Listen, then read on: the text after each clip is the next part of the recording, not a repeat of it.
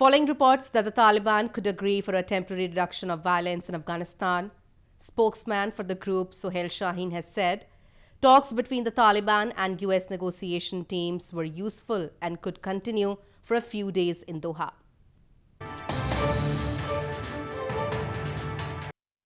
Spokesman for the Taliban Suhail Shaheen has confirmed that the negotiators from the United States and the Taliban have resumed talks in Doha and are discussing the signing of the peace deal over the past 2 days.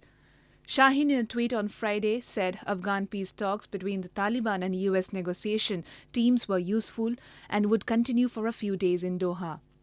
Peace talks between Taliban militants and the United States, which were earlier called off in September by U.S. President Donald Trump, had resumed after Trump visited U.S. troops in Afghanistan in November. Later, the talks were again put on pause following an Taliban attack on a U.S. base outside Kabul, which killed 2 civilians.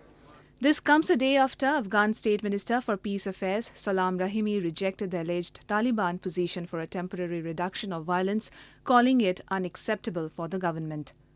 Rahimi has said that the insurgent group must agree to a ceasefire before engaging in intra-Afghan talks, as no tangible result was achieved from the U.S. efforts for the Afghan peace process over the past 1 year.